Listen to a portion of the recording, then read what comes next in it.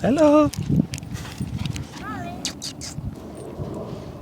I'm assuming if you're watching this video and you're a catcher, I'm assuming you have this dream of going to play college baseball, becoming a starter, helping your team win, celebrating with the boys, getting a ring, getting trophies, doing all that stuff, maybe having a shot at a postseason or farther. And what you don't understand is just how much work, how much discipline, how much just faith in your own abilities that it takes to make that happen. Now, the idea for this video stemmed because over the last couple of weeks, I've had 2 calls with a couple of my guys who are currently college catchers, and they're going through hard times at their school. When you decide, hey, I want to play college baseball, you have to understand that that is just the beginning. You signing your letter of intent is the beginning of the road. It's you saying that you want these things and you putting in the work and showing the world that, hey, this kid has a chance to perform at this level. That's all that a commitment really is. But once you get to that level, now the real work begins. This is when you have to prove yourself. This is when you have to decide what it is you're all about. In the case of my guys that are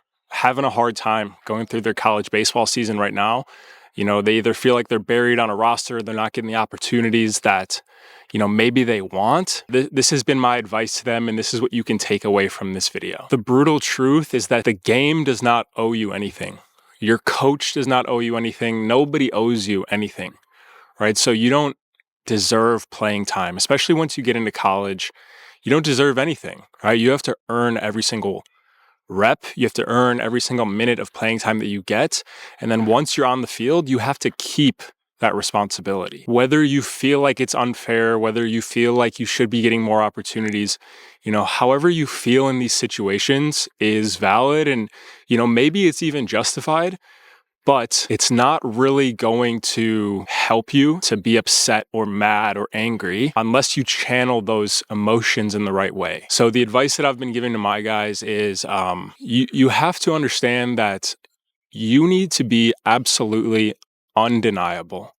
Like, it has to be zero question in anybody's mind that you are the guy that deserves the starting spot, right? That's not only your coach, but your assistant coach, your middle infielders, your outfielders, the whole pitching staff has to unanimously agree that you are the catcher, right? So this is going to come from simply the way you carry yourself, how you go about your business, right? This starts from the minute you wake up to the minute you go to sleep. It's how you do everything. You have to understand that when your coach writes a lineup, it's his name on the line. It's his livelihood, right? This is his career. So he's going to put the guys on the field who have the best chance at winning. If he doesn't believe in his head that you're going to give the team the best chance at winning that day, you're not going to get to play. So if you can understand this, you can start to think, okay, what does my coach need on the field?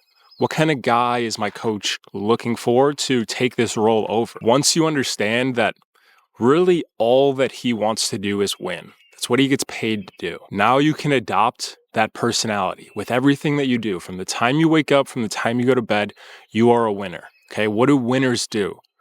They catch every single bullpen. They block every ball in the dirt without making excuses, right? They win the borderline pitches for their staff. They're a good leader. They present themselves well, right? They bring a lot of energy to the locker room. They go to class, right? They do the right things off the field. So essentially what I'm saying with all of this is you need to decide for yourself who you want to be. You have to decide what your career is going to be about. You have to decide what you're going to be remembered for by your teammates, by your coaches, by everybody that watches your games. What kind of player were you? Did you give it 100% of everything that you had on every single pitch? Was your number one priority helping the pitcher have the best day of his life and helping your team win so you could give him high fives at the end of the game? If that's all you truly want, higher than you put your own success. If the team wins, then you win. That's what it's all about. So I guess the lesson that I want you to take away from this video, whether you're maybe a youth catcher who wants to play college baseball, but it seems like it's far away, or you're a high school guy that's going through the recruiting process, or you're a guy that's already committed, or you're a guy that's fighting for a spot on a college roster, maybe a pro guy who's buried and not sure if they're in the right spot. If I can get you to understand that your career is ultimately in your hands, the outcome, and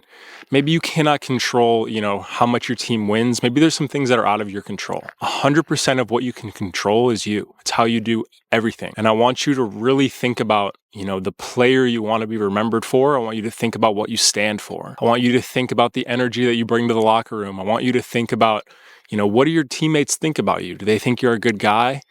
Do they think that you would have their back when a fight goes down? That's the kind of teammate you want to be. That's the kind of catcher you want to be. That's the kind of guy who is undeniable on the field. That's the kind of guy that a head coach has to play, or else he would be absolutely delusional, right? You have to help your team win. Defensively, we can control a lot of things. We can control our effort. Of course, things are going to happen and we're going to run into mistakes, right? But we can control a lot of things. We can be almost flawless as catchers. Hitting is another story, right? But defensively, you can be solid. You can be locked in on every single pitch. So no matter where you are in your journey, I want you to really think about these concepts and understand them, and think about who you want to be. Think about what kind of catcher you want to be. I know this is outside of our typical content. I've got a lot of experiences just going through college baseball. I've got my own story of ups and downs and trials and tribulations and winning and losing at the college level.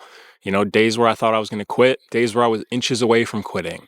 And on the opposite end of that, winning championships, making regionals.